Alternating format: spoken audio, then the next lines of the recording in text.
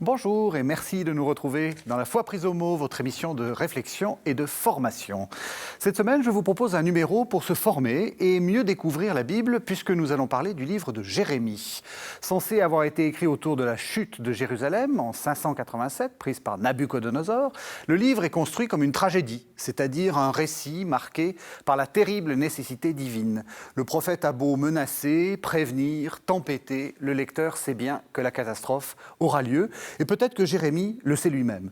Et puis, quand l'irréparable a été commis, voilà que sa parole devient douce, consolatrice. Voilà donc un étrange contraste. Comment lire ce livre difficile, car si éloigné de nous, et pourtant si proche? Telle est la question que je vais poser à mon invité, le père Erwan Choty. Bonsoir. Bonsoir Régis. Erwan Choty, vous êtes jésuite, vous êtes enseignant au Centre Sèvres et vous êtes l'auteur d'une introduction au livre de Jérémie qui vient de paraître dans la collection Mon ABC de la Bible aux éditions du Cerf, une petite collection dont on ne redira pas assez à quel point elle est intéressante parce que c'est en quelques... Alors attends, je vais même vous dire le nombre de pages, soyons précis. En 143 pages, vous avez fait l'introduction au livre de Jérémie et finalement vous allez faire la même chose mais Eh bien voilà. de manière orale. Alors peut-être une première question. Vous, Erwan Choty, vous enseignez l'Ancien Testament au Centre Sèvres. Vous avez travaillé beaucoup le livre de Jérémie. Pourquoi ce livre? Comment est-ce qu'on choisit un livre qui finalement vous accompagne toute votre vie? C'était avant ou c'est au moment où vous avez décidé de faire une thèse que vous vous êtes lancé là-dedans? C'est 2-3 ans avant la thèse. Il y a eu plusieurs événements dans les cours que je suivais à Rome à l'Institut biblique. On avait un cours d'herméneutique biblique, c'est-à-dire on n'enseigne pas la Bible mais on réfléchit à comment est-ce qu'on peut l'interpréter. Et notre prof qui avait travaillé les prophètes disait toujours, dans l'Ancien Testament, celui qui réfléchit le plus à ce que c'est qu'interpréter la Bible, c'est Jérémie. Donc je m'étais dit, ça c'est intéressant. Et puis j'ai ensuite suivi un séminaire sur Jérémie et j'ai eu à travailler les chapitres 37-38 et je me suis plongé dedans. Le prof nous disait, vous lisez jusqu'à ce que vous ayez quelque chose à dire et c'est comme ça que j'ai commencé. Et ça ne vous a pas quitté? Et ça ne m'a pas quitté. Et c'est pas lassant? Enfin, je veux dire, parce que quand on connaît, au bout d'un moment, ça devient presque une sorte de routine. Vous arrivez à retrouver toujours quelque chose? Voilà. Il faut dire, je pense que si les gens l'ont un peu ouvert, Jérémie, c'est difficile à lire. Oui. Donc, tous les gens qui le travaillent, on est fascinés par ce livre où on découvre des petites choses, on les comprend peu à peu, et on voit bien qu'il y en a plein qui nous restent à expliquer, qui ne rentrent pas dans une vision d'ensemble. Donc, c'est l'inverse de livres faciles dont on se lasserait rapidement. C'est un peu le contraire. C'est très difficile d'accès. Et puis, peu à peu, on en trouve. Et plus on en trouve, plus on est content. Et justement, ça me pose une première question. Pourquoi est-ce qu'on a gardé ce livre? Parce qu'au fond, Jérémie est censé prévenir les habitants de Jérusalem de la catastrophe. On sait que la catastrophe est venue. Bah, c'est fini. On n'a plus besoin de Jérémie. Enfin, je veux dire, ce pourquoi Jérémie était là a disparu. Jérusalem est prise. C'est ça, mais il faut dire que la destruction de Jérusalem par Nabuchodonosor au début du VIe siècle avant Jésus-Christ, on est dans l'Ancien, c'est évidemment une crise existentielle pour les gens qui ont vu leur maison démolie ou le temple brûlé, l'Arche d'Alliance qui disparaît, l'exil à Babylone, mais c'est une crise religieuse et intellectuelle aussi. Si le peuple d'Israël a un lien avec Dieu et que Dieu le laisse détruire, comment comprendre ça? Voilà. Parfois, je dis aux étudiants, si un dictateur d'aujourd'hui envoyait une bombe atomique sur Saint-Pierre de Rome, ça nous poserait, en plus de plein de problèmes, ça nous poserait un problème dans notre relation à Dieu.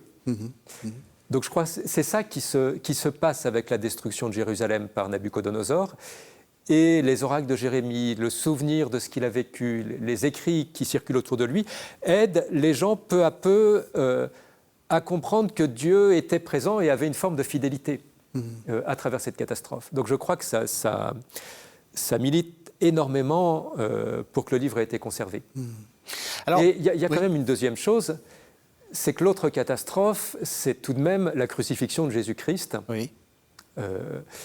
qui est un choc immense pour ses disciples, qui est un message tout de même difficile à proclamer pour les premiers chrétiens après la Pentecôte. Et le livre de Jérémie est un de ces livres qui aide à mettre des mots sur ce qui s'est passé, à dire on avait déjà vu des choses de ce genre-là. Et donc c'est un livre essentiel pour les chrétiens aussi. Ça, c'est très important. On y reviendra à la fin de l'émission. Alors, peut-être, vous avez commencé, et puis j'ai aussi commencé, je suis fautif, à prononcer des mots un peu compliqués, comme Nabucodonosor. Et c'est vrai qu'on n'a pas toujours en tête ce qui se passe. Resituez-nous un peu la question. Donc, on est dans le royaume du Sud, donc dans le sud d'Israël actuel, autour de la cité-État de Jérusalem. Qu'est-ce qui se passe avant Jérémie ? Pourquoi est-ce que Nabucodonosor veut tout d'un coup détruire cette cité qui finalement n'a aucune importance dans son grand empire ? Voilà.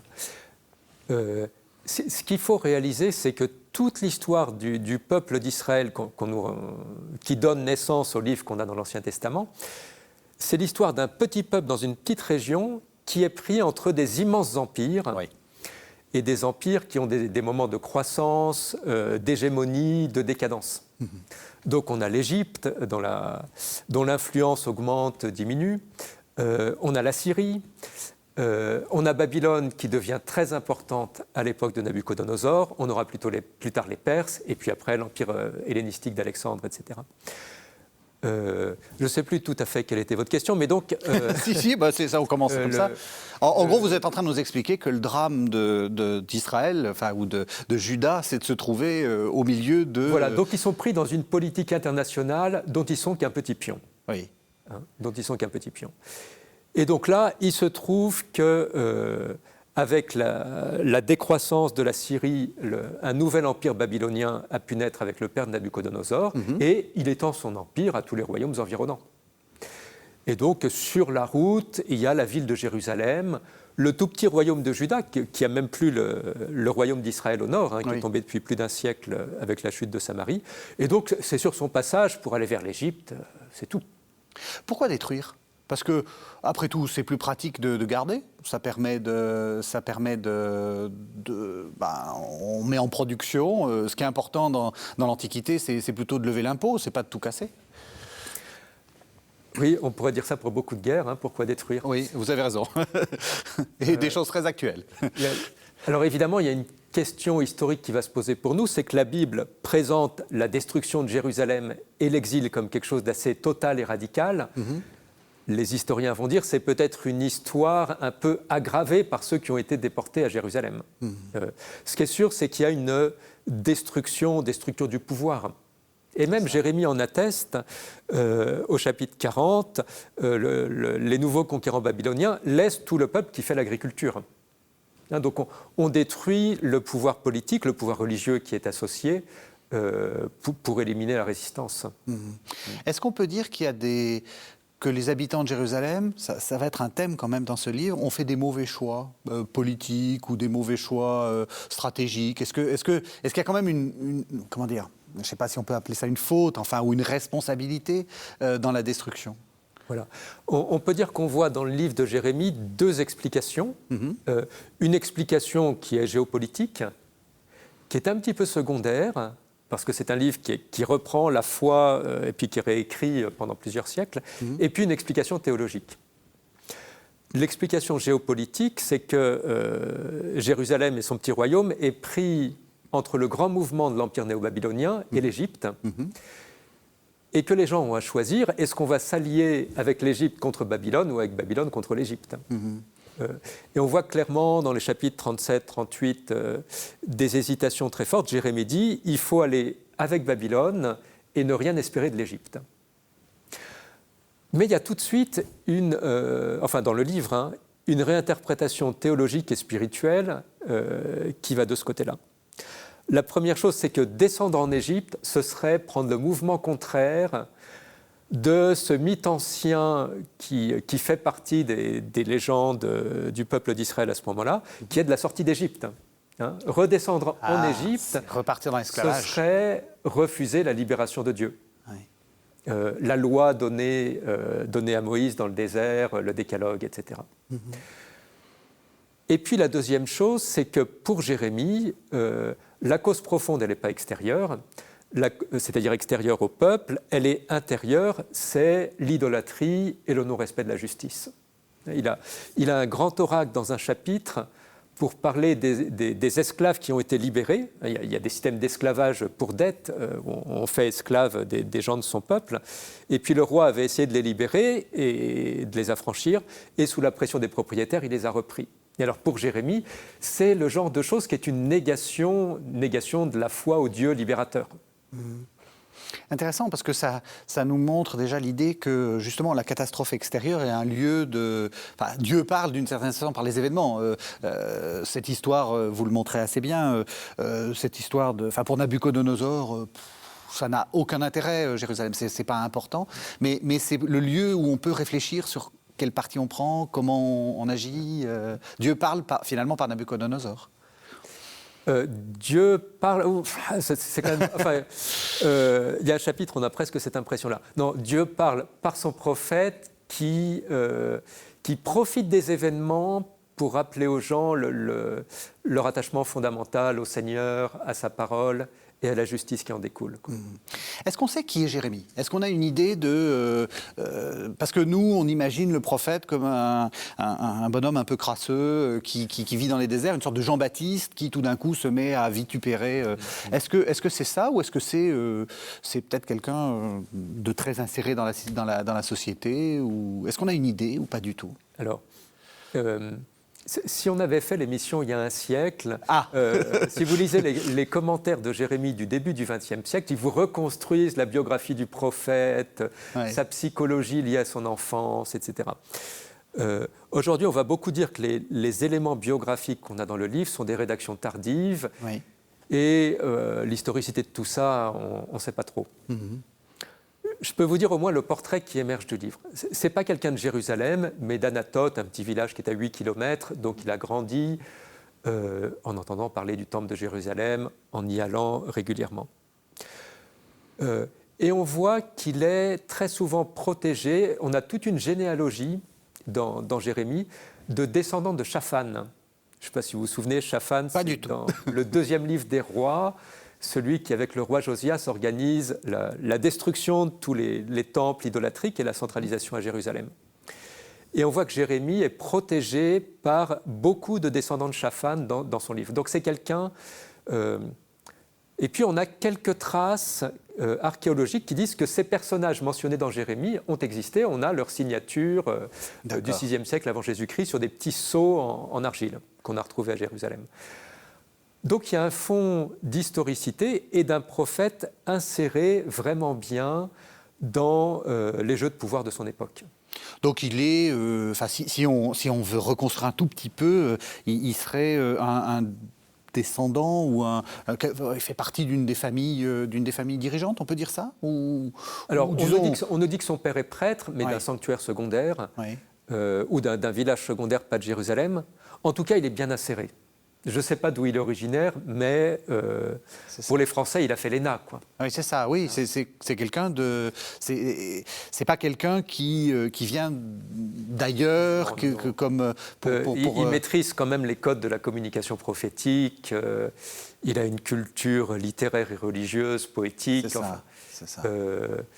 Le roi s'adresse à lui comme à quelqu'un d'important. Presque comme un ambassadeur par moment. Le roi a ses ambassadeurs et lui est l'ambassadeur de Dieu, il est reconnu comme ça. Et du coup, voilà, ça pose la question, à qui il parle ? Parce que vous nous avez dit, finalement, Nabuchodonosor va déporter surtout les élites, en fait. On laisse le petit peuple en place, parce qu'on a besoin aussi de, toujours pareil, les impôts. Donc, il s'adresse avant tout à des gens cultivés comme lui, à des gens qui ont fait l'ENA ? Voilà. Il a beaucoup d'oracles politiques, donc pour les dirigeants. Oui. Pour les dirigeants. Et quand il dénonce, par exemple, des problèmes d'idolâtrie dans le temple, il s'adresse au recteur du temple, aux gardiens du temple, à ceux qui le gèrent, aux grands prêtres, etc. Voilà. Mais ensuite, ses disciples ont retravaillé complètement ces oracles pour en faire un message pour tout croyant du peuple d'Israël des siècles après. Oui, c'est ça qui est important, c'est que on sent qu'il y a un Jérémie historique, mais vous ne pouvez pas nous dire que tout ce qui est dans le livre de Jérémie a été écrit par Jérémie. Non, je peux dire le contraire. Et puis, ce qui est fascinant dans Jérémie, c'est que certaines parties du livre mettent en scène déjà le fait qu'il a un scribe qui prend en dictée ses oracles, qui les archive et qui va pouvoir les transmettre à d'autres. Donc c'est le scribe Baruch, qui lui sert plusieurs fois, soit comme archiviste pour un contrat, soit pour faire une sorte de mémo de tous les oracles qu'il a prononcés jusqu'à présent. Donc on voit déjà dans le livre qu'il a des disciples qui vont garder sa parole et la transmettre. Et alors ensuite, ça nous donne une image très claire pour un processus de rédaction qui se poursuit en exil à Babylone, et puis après Cyrus et le retour d'exil, dans les siècles qui suivent, qui poursuivent la rédaction.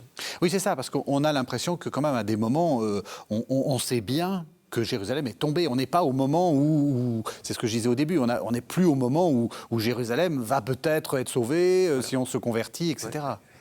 On est déjà. On a ces récits, enfin les spectateurs pourraient lire par exemple le chapitre 39 où on nous raconte comment le roi s'enfuit avec sa cour au moment où Nabuchodonosor a percé la muraille et va brûler le temple. C'est ça. Oui, donc, et puis l'histoire continue.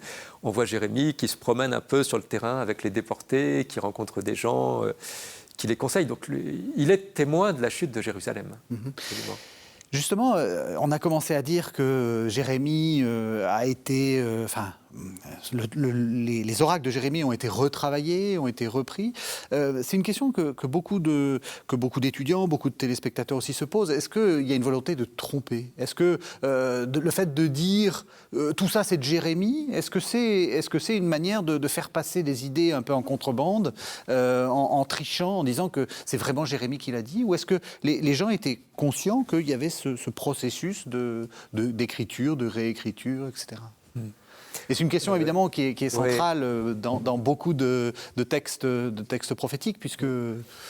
Alors, on a des témoignages très nets dans l'Ancien Testament de petits livres qui se disent attribués à Jérémie, comme le livre des Lamentations, qui ne sont pas de Jérémie.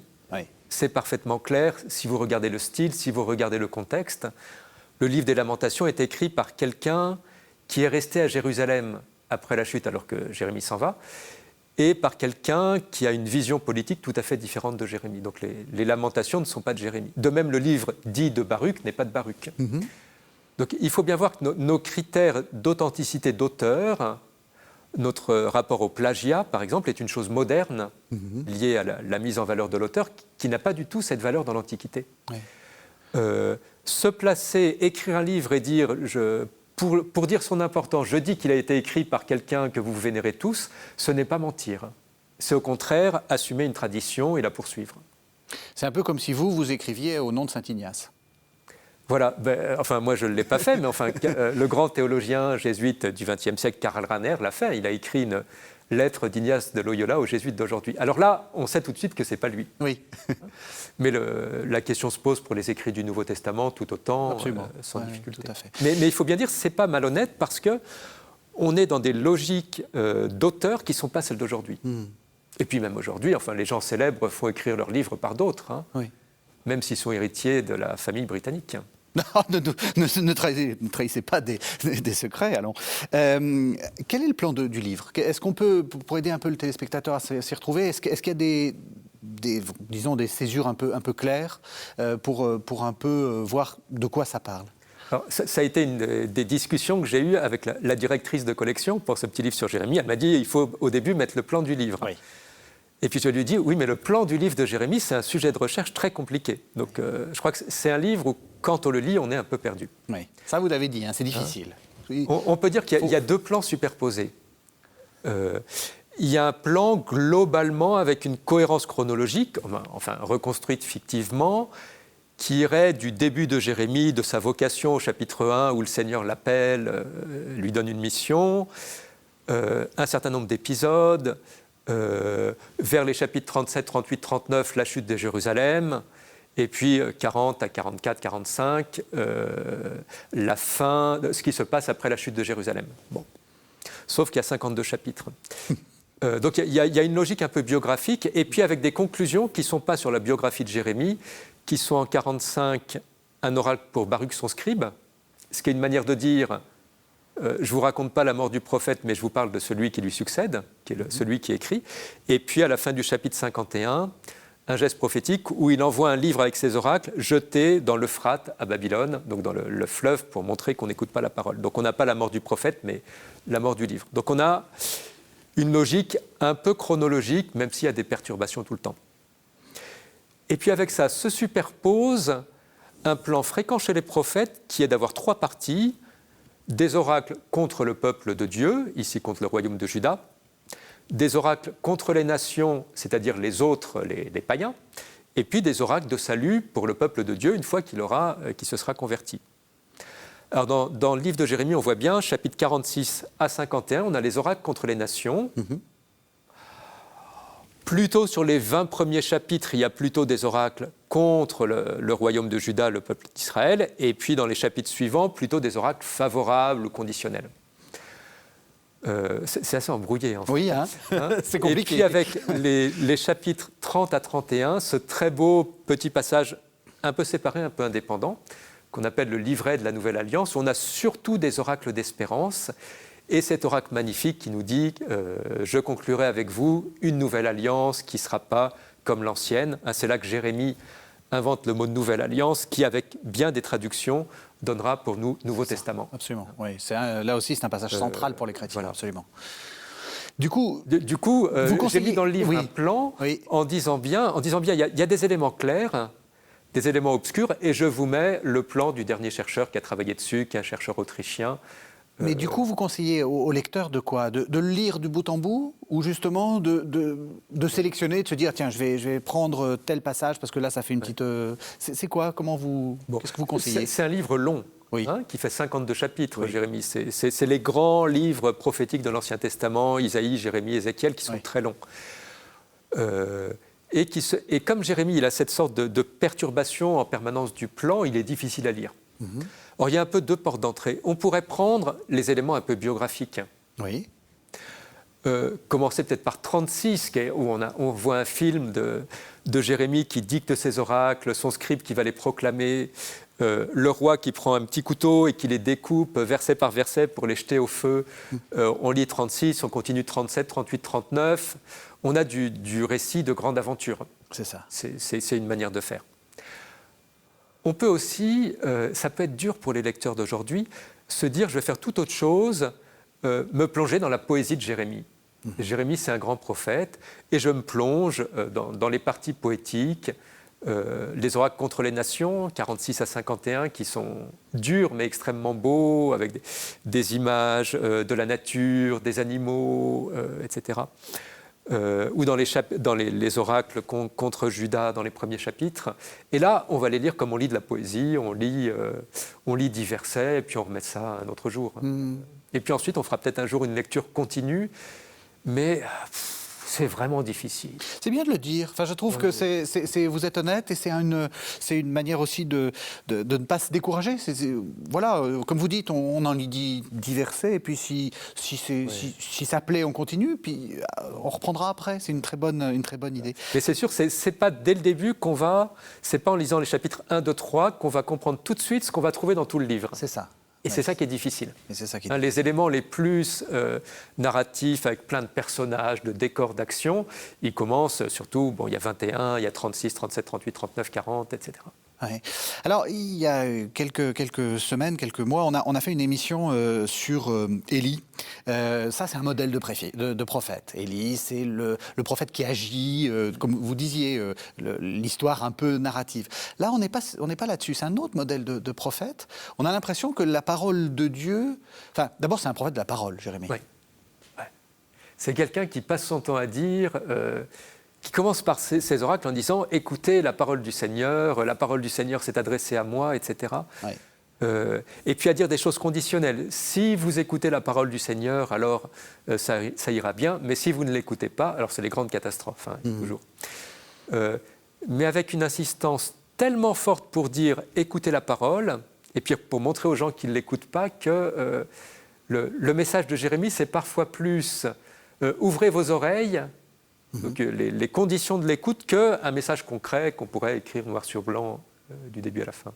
C'est-à-dire qu'à la fin de votre lecture, Jérémie vous pousse à être attentif, vous pousse à... C'est ça l'idée, c'est de se dire Dieu parle, mais ce qui est important, c'est surtout d'être dans la position de l'écoute, pas de savoir ce qu'il dit. Voilà, en tout cas, la parole de Dieu pour nous, c'est pas exactement le texte biblique imprimé qu'on achète en librairie. C'est clair. Hein Ouais. Et il faut bien le dire. Oui. Et ce qui est formidable, c'est que Jérémie donne plein d'éléments pour réfléchir à ça. Finalement, Jérémie nous dit, voici les paroles qui ont été prononcées à Jérusalem et qui n'ont pas été écoutées, et ça a conduit à la catastrophe. Écoutez donc la parole de Dieu aujourd'hui. Voilà. Mais qu'est-ce que Dieu a à nous dire? C'est à chacun d'écouter, avec la norme, le repère de tout ce qui a été mis par écrit, mais qui ne limite pas la révélation de Dieu à chacun. Mais justement, alors ça, peut-être qu'on sort un peu de Jérémie, mais Dieu, il nous parle comment? Il vous parle en direct? Vous entendez sa voix? Je pose une question à un jésuite, oui, c'est la grande question des exercices spirituels. Hein. Oui, c'est ça, cette question. Donc, je pense que vous avez une réponse. Je dirais bien que quand on commence à faire attention à ce qui se passe en nous, quand on commence à se couper un peu du bruit environnant, on découvre des choses qui se passent en nous et qu'on entend et qui parlent, qui peuvent avoir parfois un retentissement intérieur très très fort, et on va dire Dieu m'a parlé et j'ai entendu cela, parfois qui vont être beaucoup plus douces et discrètes.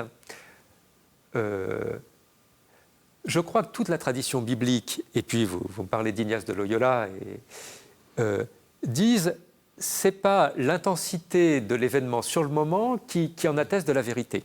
Ça, c'est très important. Jérémie, comme beaucoup d'autres, passe son temps à dire « je rencontre des faux prophètes et je ne suis pas d'accord avec eux ». Il se moque d'eux. Parce que dans l'Antiquité, une des manières d'écouter les paroles qui venaient de Dieu, c'était l'interprétation des rêves. Ce qui a été transmis par le judaïsme et puis que Freud a lu, etc., et repris. Et Jérémie dit, il se moque des prophètes qui on les voit courir comme des cabris, on dirait, à dire j'ai eu un songe, j'ai eu un songe. Et il dit, mais si vous avez un songe, tant mieux, c'est pas pour ça que c'est vrai. Voilà. Donc il y a une expérience, mais elle doit être authentifiée, vérifiée. Et Jérémie est tout à fait d'accord avec des critères du Deutéronome. Si vous avez un prophète, même s'il dit des paroles tout à fait authentiques, et qu'ensuite il vous pousse à vous écarter de Dieu, à adorer des idoles, à renoncer à la loi de justice, c'est faux, ne l'écoutez plus. Voilà. C'est singulier ce que vous êtes en train de dire, parce que évidemment, on est dans une situation en ce moment très particulière. On réfléchit beaucoup à la question des abus, pas simplement des abus sexuels, mais aussi des abus spirituels. C'est exactement ce que vous êtes en train de dire. C'est-à-dire que c'est les fruits qui finalement attestent. C'est pas le fait que les gens vous parlent et vous retournent la tête, comme on dit maintenant, avec la beauté de ce qu'ils racontent. Voilà. Et puis, c'est pas parce que quelqu'un a transmis la parole de Dieu une fois qu'il la transmet toujours. Oui, c'est important. Finalement, Jérémie, il nous apprend beaucoup moins. Il ne nous donne pas des... comment dire, pour tester les... Vous savez, pour tester les billets de banque, les gens ont plein de trucs. Il ne nous donne pas les trucs pour tester l'authenticité d'une parole. Plutôt, il nous met dans un inconfort, qui est de dire Dieu vous parle et vous risquez de vous tromper. Voilà. Il faut tenir les deux. Dieu vous parle et vous risquez de vous tromper en l'écoutant. Et alors du coup, qu'est-ce que ça veut dire? Ça veut dire que Dieu, sa parole, elle est aussi dans les erreurs que vous faites, de compréhension, ou elle est aussi dans ce que vous n'entendez pas? En tout cas, je pense il faut que je parle à partir du livre de Jérémie, oui. Que ce ne soit pas juste mes élucubrations personnelles. Même si elles sont intéressantes. Jérémie nous montre, il réalise des gestes, les prophètes aiment bien faire ça. Ils prennent un objet, ils le transforment, ils le cassent, ils s'habillent bizarrement, etc. Les gens sont tout étonnés. Et puis ensuite, il explique la parole de Dieu à partir de ça. Jésus faisait ça aussi très bien. Voilà. Et puis les paraboles fonctionnent comme ça et jusqu'au dernier repas. Oui. Et alors, Jérémie fait des gestes pour dire aux gens, pour leur faire voir qu'ils ont refusé d'écouter la parole. C'est très fort. Le plus fort, c'est celui du chapitre 51, il y a eu une première déportation. Hein, on a parlé de Nabuchodonosor en 587. Il est déjà venu 10 ans avant. Et ça, on en a l'attestation par ses sources. Hein, on a ces annales à Babylone qu'on a retrouvées. Il a déjà déporté des gens. Et Jérémie leur envoie des messages, très bien. Et puis il envoie un livre de ses oracles. Et il dit, vous allez lire le livre. Et puis ensuite, vous l'accrochez avec une grosse pierre, vous le jetez dans le fleuve et vous ne le retrouverez pas. Donc ce qui fait une partie du contenu du livre de Jérémie, que comme croyants nous accueillons comme inspirés par Dieu, ce sont ces gestes qui disent la parole de Dieu, vous ne l'avez pas écoutée. Donc il y a la trace du refus, qui est pour nous l'occasion d'une conversion. Voilà. Ça c'est important. Ouais. Parce que ça dit aussi que on ne manque pas à la parole de Dieu. C'est-à-dire qu'on se dit pas. Souvent, on vous présente ça comme le moment favorable, le kairos, le je sais pas quoi. Si vous écoutez pas à ce moment-là, tout est fichu. Vous n'avez pas. Non, vous êtes en train de dire. Voilà. Il y a toujours une autre occasion pour entendre. Voilà. Il y a toujours une autre occasion pour entendre.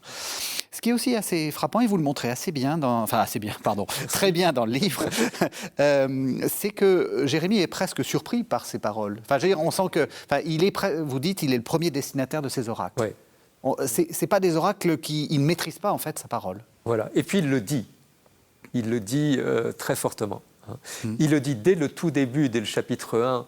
En disant mais je ne suis qu'un gamin, je ne sais pas parler, un peu comme Moïse hein, qui se plaint de ne pas savoir parler. Alors le Seigneur l'envoie quand même. Et puis on a dans Jérémie ces parties très très touchantes qu'on appelle les confessions. On a 5 passages, alors ils ne sont pas bien délimités, on n'est pas complètement sûr, où l'impression que ça nous donne, c'est de voir un témoignage presque psychologique du prophète qui se plaint d'être un prophète. Et puis à un moment, il dit cette chose terrible. Il dit au Seigneur, tu m'as séduit et je me suis laissé séduire. Pas au sens d'une belle séduction, au sens d'une tromperie. Hein. Tu m'as trompé et je me suis laissé tromper. À chaque fois que je dois proclamer la parole, je dois proclamer des choses qui me tuent finalement. Il dit, mais si je ne proclame plus la parole, elle reste en moi comme un feu dévorant et j'explose. Enfin, je traduis un peu librement. Donc on voit quelqu'un qui tire aucun profit de son activité de prophète, qui s'en plaint. Et évidemment, alors il y a une construction littéraire pour affirmer à travers ça l'authenticité. Hein, c'est le contraire des prophètes professionnels dont on voit des traces parfois dans l'Ancien Testament. Alors, j'avais promis qu'on parlait du Nouveau Testament un peu à la fin, mais là on voit tout de suite l'influence que ça peut avoir. C'est Paul. Enfin, je veux dire, la parole qui lui tombe dessus d'une certaine façon, qu'il ne maîtrise pas, et puis cette sorte de... où il est tout le temps en train de se plaindre, et vous ne m'écoutez pas, etc. Jérémie sert de modèle, en fait, à Paul de Tarse. Voilà, on a une série de passages dans les lettres de Paul où clairement, il cite implicitement Jérémie pour expliquer sa mission. Même quand il se dit prophète apôtre des nations. Oui, c'est un peu... Voilà, ma langue est fourchée, mais justement, oui. Parce qu'il s'appuie sur Jérémie qui a la mission de prophète des nations, c'est-à-dire des nations, des autres, de celui qui va parler pour les peuples environnants. De manière étonnante aussi, Jérémie, c'est le seul de l'Ancien Testament à avoir une vocation au célibat, qui reçoit un oracle qui lui dit d'être célibataire et sur lequel Paul va s'appuyer aussi pour dire que lui aussi est célibataire, même s'il trouve que si on veut être marié, c'est très bien. Voilà, il y a des origines ethniques qui sont les mêmes, oui, tout à fait. Ce qui est intéressant, c'est que ça dit aussi quelque chose qu'on n'a peut-être pas trop entendu dans le christianisme et qu'il faut redire, c'est que la foi, ça vous tombe dessus et c'est pas forcément... si c'est heureux, c'est bien, on est content, mais c'est quand même compliqué. Ça vous tombe dessus. Oui, ou... il y a des gens qui reçoivent une conversion brutale, etc. Jérémie, on a l'impression qu'il grandit quand même dans la culture religieuse de son temps. Mais sa vocation de prophète, ça ne lui vient pas du tout. Un jour, il se dit, tiens, comment pourrais-je mettre en œuvre mes talents ? Oui, c'est ça. Ça lui vient comme l'expérience de quelque chose qui parle en lui, qu'il doit proclamer et qui est profondément inconfortable. Et qui est presque une malédiction. La foi, c'est pas très confortable, en fait. Voilà. C'est-à-dire qu'il y a chez Jérémie une promesse très forte de salut, Ouais. D'une alliance nouvelle, d'une réconciliation, et puis avec des images agricoles. De nouveau, on achètera des champs et on plantera des arbres fruitiers, on cueillera des fruits. Alors, ça prend du temps de faire des vignes, hein. Mais c'est à une condition, c'est de tenir compte de messages difficiles, mais qui reviennent pour Jérémie à regarder en face la situation géopolitique.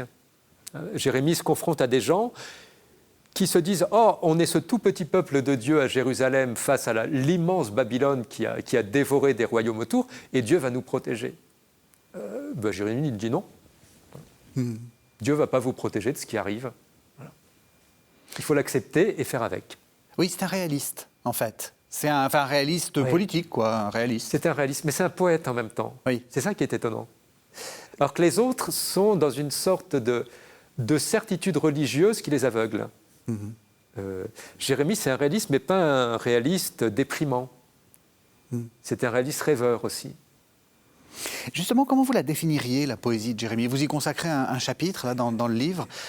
C'est un peu une poésie, c'est un peu désarçonnant pour nous. C'est un peu spécial comme poésie. Voilà. Je veux dire que moi, j'ai eu besoin d'aide pour apprécier la poésie biblique. D'abord parce qu'on la lit pas en langue originale. Enfin, pour le lecteur habituel, donc on perd tous les effets de rythme, d'assonance, de son, de voyelles, etc. disparaît. Et puis parce qu'elle a une logique qui est de dire 2 fois la même chose ou en la transformant. Oui. Et tant qu'on n'a pas repéré ça, ça a l'impression de ne pas avancer. Une fois qu'on a vu ça, on le savoure, c'est-à-dire on entend une phrase et on se dit tiens, comment est-ce qu'il va redire la même chose au verset d'après? Et ça marche très fort dans toute la poésie des psaumes. C'est une bonne clé que vous donnez. Voilà, c'est une bonne clé. Ouais. Donc il faut connaître un peu le style de la poésie biblique qu'on a dans toute introduction bien faite aux psaumes aussi ou à d'autres passages. Oui, le plaisir est finalement dans la variation un peu subtile. Oui, c'est pas dans apprendre le contenu. C'est vraiment la manière dont... Il y a déjà ça, c'est-à-dire il y a une forme littéraire qui joue sur des attentes permises par une structure un peu forte. Comme la structure de la poésie française, des rimes, des nombres de pieds, mais c'est autre chose. La deuxième chose, c'est que Jérémie mobilise beaucoup d'éléments naturels dans sa poésie. J'ai dit un mot dans le livre sur tout ce qu'il fait autour de l'eau. Je pense que tous les gens qui sont allés en Terre Sainte, et puis il suffit de se documenter, savent que l'eau, c'est évidemment crucial à Jérusalem. Il y a des mois de sécheresse. Si on va là-bas l'été, on est envahi par la poussière parce qu'il n'a pas plu depuis des mois. Dès qu'il y a des guerres, la question de l'approvisionnement en eau, quand il y a un siège. Voilà. Donc Jérémie s'appuie sur l'eau, sur les citernes, sur les sources, sur les fleuves pour faire sa poésie. Et il a cet oracle très très beau pour dire l'idolâtrie. Il dit « Ils m'ont abandonné, moi, la source d'eau vive, donc c'est Dieu, la source d'eau vive, pour se construire des citernes fissurées qui ne retiennent pas l'eau. » C'est merveilleux, c'est magnifique. Ouais. Ça dit là encore, parce que j'aime bien votre idée d'un prophète réaliste, ça dit aussi que c'est quelqu'un qui est... C'est vrai que c'est de la poésie, mais c'est quand même très concret. Enfin, je veux dire, Dieu parle par le monde. Dieu parle par ce qui est autour de nous. Voilà. Il y a des notes sur les oiseaux, sur le bois de cèdre dont est fait le palais du roi, etc. Enfin, c'est vraiment tout ce qui fait la vie quotidienne. Et puis, dès le début de sa vocation, Jérémie est appelé par Dieu à devenir prophète en voyant un amandier et en voyant une marmite renversée dans une cuisine. Alors, on peut dire que c'est des visions, mais c'est jamais écrit. Peut-être qu'il est juste dans sa cuisine et à regarder par la fenêtre. Il voit ça et puis ça l'inspire. Ouais. Oui, c'est ça, c'est les petites choses. Ouais. C'est ce que vous disiez tout à l'heure. C'est pas forcément les grandes choses qui font les grandes décisions. Vous dites aussi, c'est un homme livre et puis c'est une parole faite livre. Enfin, ça nous donne vraiment. On a commencé déjà un peu à le faire, mais à réfléchir sur cette question de c'est quoi la parole de Dieu. La parole de Dieu, ce qui est sûr, c'est qu'à la fois, la belle image, c'est la manne dans le désert. C'est quelque chose qu'on va chercher chaque matin et que si on la met dans une jarre pour la garder pour la semaine, ça pourrit. Ouais. Et la Bible est là comme témoignage de l'écoute de cette parole par des gens avant nous. Mais je suis très marqué par le chapitre 36 de Jérémie, dont j'ai déjà dit un mot, où on voit Jérémie dicter ses oracles. Baruch prend le parchemin, va le lire, le roi le découpe, le brûle. Et dans toute cette histoire, on nous dit quasiment rien de ce qu'il y a décrit sur le parchemin. Alors il y a un petit rajout à la fin, qui est en gros de dire « je vais détruire cette ville, et puis si vous m'écoutez, ça ira mieux ». Bon. Mais c'est une manière de dire, ce qui est le plus important, c'est de se mettre dans la situation d'écoute avant de figer des messages. Oui, c'est ça. Finalement, peu importe ce qui était écrit. Voilà. On aimerait bien savoir, évidemment. Et puis du prophète Jérémie, on a plein d'éléments biographiques, on peut dire, qui ont une partie fictive. On ne sait pas ce qui a été réinventé plusieurs siècles après par des rédacteurs. Mais tous ces éléments biographiques sont là pour raconter que Jérémie est prophète et transmet la parole de Dieu. On n'a aucun élément qui serait juste pour nous informer d'un détail de sa vie, etc. Il y a juste un passage où on a l'impression qu'il nous raconte qu'il a acheté un champ dont il héritait parce qu'il y avait des lois de rachat dans son village. Et puis il nous raconte comment il fait les contrats, comment il pèse l'argent. Alors c'est une documentation archéologique extraordinaire sur le droit de la propriété antique à Jérusalem. Mais dès qu'il a terminé ça, il prononce un grand oracle pour dire, bien sûr, le pays va être, vous allez en être dépossédé par Nabuchodonosor, mais après un temps, de nouveau, on achètera des terrains, on sera chez soi, on pourra faire de l'agriculture, les transmettre en héritage. Voilà. Donc il n'y a rien dans le livre de Jérémie qui nous parle du prophète juste pour répondre à notre curiosité, mais seulement pour montrer le prophète comme celui qui écoute la parole et qui la transmet. Et c'est ça, finalement, le cœur du message. Parce que c'est intéressant, parce que souvent, moi, les étudiants me demandent à propos de Jésus, mais c'est quoi le cœur du message de Jésus? Alors, on a toujours plein de réponses, c'est le royaume de Dieu, etc. Mais enfin, c'est très... C'est quoi le royaume de Dieu? Enfin, voilà. C'est comme. Finalement, c'est une attitude.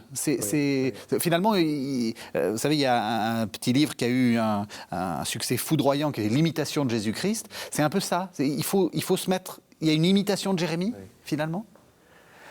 Il y a une imitation de Jérémie, mais s'il y a une imitation de Jérémie, ce sont les évangélistes qui l'ont écrite. Ah, ça, c'est très important. Qu'est-ce que je veux dire par là? C'est que pour Jésus, la question se pose tout autant que pour Jérémie, et je pense qu'il n'y a pas de problème pour la foi vis-à-vis de ça. On n'a pas un témoignage filmé par une caméra posée là, dans les évangiles. On a une mise en forme littéraire et théologique par des gens qui croient en la résurrection et qui sont habités par l'Esprit Saint. Pourquoi est-ce que je dis ça? Pour dire que, voilà, pourquoi je dis ça? Parce que les évangélistes, en racontant l'histoire de Jésus, l'ont fait en partie en s'appuyant sur Jérémie, en reprenant des éléments des messages de Jérémie, de sa biographie et même de la forme littéraire de son livre. Je ne sais pas si vous voyez l'évangile de Matthieu. Bon, on a une biographie de Jésus du début à la fin, avec même un des récits de naissance et d'enfance. Et puis on a 5 grands discours. Le discours sur la montagne, avec les béatitudes, le Notre Père, la maison bâtie sur le roc, et puis 4 autres. Eh bien, l'idée de faire un livre avec la biographie de quelqu'un et 5 grands discours, la seule trace qu'on ait avant ça, c'est le livre de Jérémie.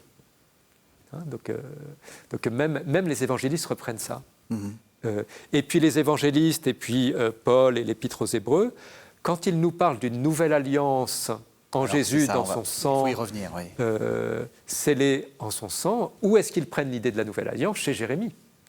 Alors justement... Donc il y a imitation de Jérémie par l'imitation de Jésus-Christ, mais le Jésus-Christ que nous connaissons dans les évangiles, c'est déjà une figure théologique reconstruite à partir de la foi des premiers chrétiens. Alors cette histoire de nouvelle alliance, là, il faut être très précis.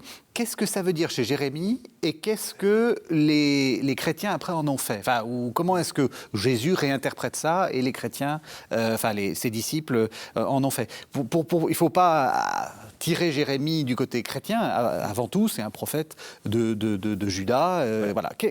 À son époque, c'est quoi la nouvelle alliance? Voilà. Il faut revenir peut-être d'abord sur le thème de l'alliance dans l'Ancien Testament. Je pense qu'on en parle beaucoup, même en catéchèse, que l'Ancien Testament, c'est l'histoire de Dieu qui fait alliance avec un peuple. On a toute la théologie du Deutéronome qui est là, avec l'idée de Dieu choisit un peuple, le peuple d'Israël, fait alliance avec lui, enfin le sauve, fait alliance avec lui, et pour rester dans l'alliance et continuer à recevoir les bienfaits de Dieu, il y a une loi à respecter. Jérémie est témoin de ce que l'alliance est transgressée et qu'elle est rompue, d'où la destruction. Et donc, sa manière de dire le renouveau de Dieu, c'est de dire une nouvelle alliance. Sauf que cette alliance, il dit, elle ne sera pas comme l'ancienne. Oui. Ce n'est pas une alliance avec des conditions. C'est une alliance absolue, donnée. Et puis, ce n'est pas une alliance extérieure sur l'étape de la loi, c'est une alliance intérieure à chacun. Chacun sera habité par la présence de Dieu. Et c'est après la destruction de Jérusalem. Ce qu'en font les auteurs du Nouveau Testament, c'est de dire c'est cela qui s'est accompli en Jésus-Christ. C'est-à-dire pas seulement par le détail de ses messages ou de ses idées, mais par toute sa vie, y compris sa manière de regarder la mort, de l'accepter, de la traverser sans haine et de recevoir de nouveau la vie de Dieu. Voilà.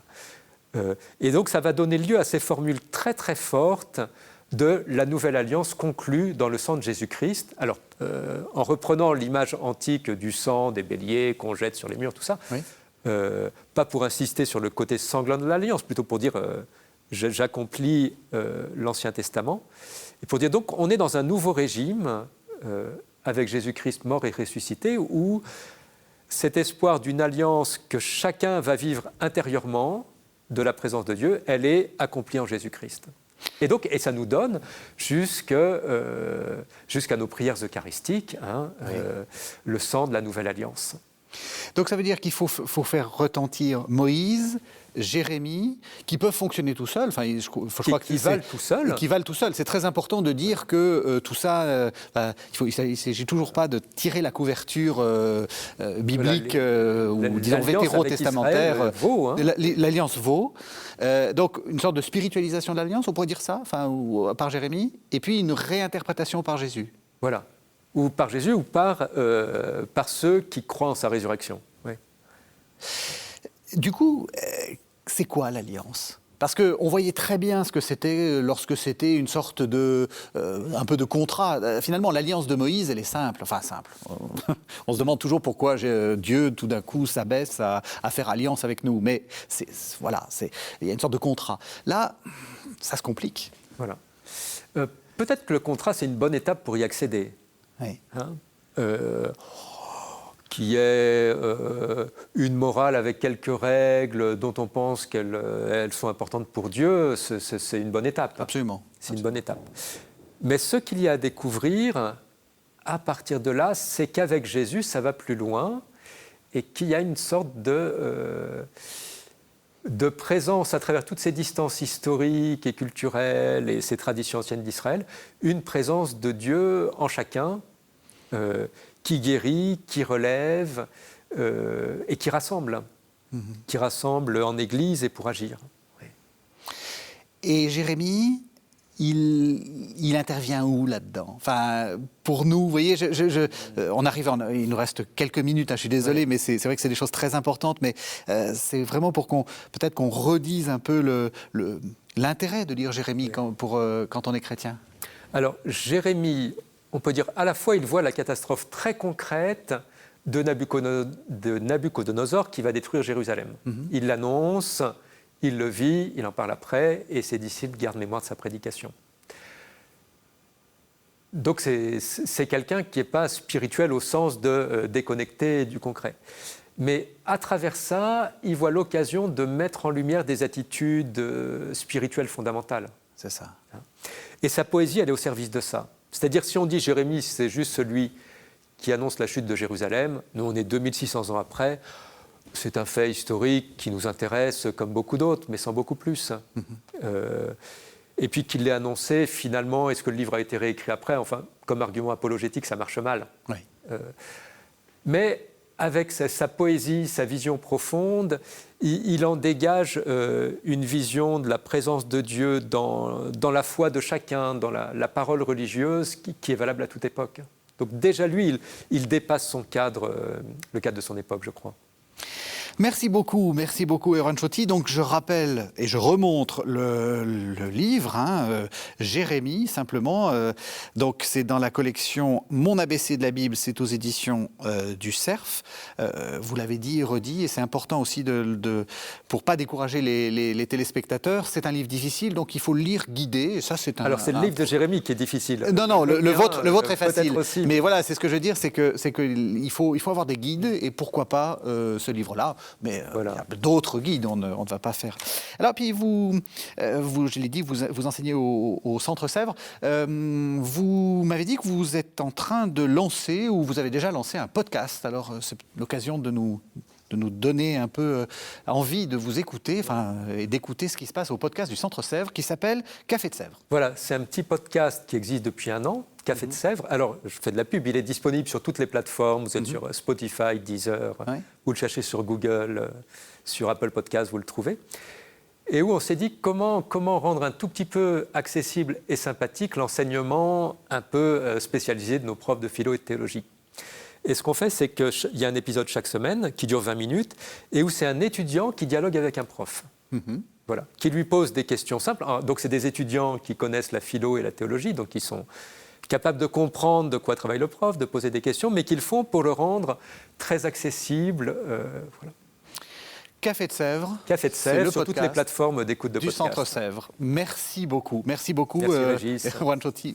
Merci de nous avoir suivis. Vous savez que vous pouvez retrouver cette émission sur le site internet de la chaîne www.ktotv.com. Vous pouvez la regarder autant de fois que vous le voulez. C'est gratuit, absolument. Et on se retrouve quant à nous la semaine prochaine.